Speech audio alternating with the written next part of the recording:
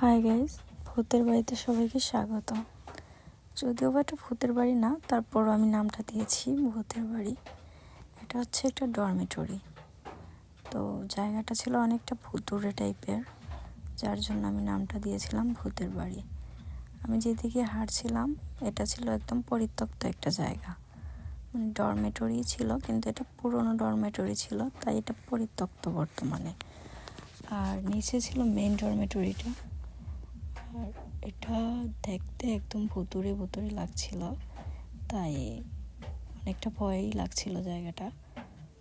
এটা হলো main dormitory.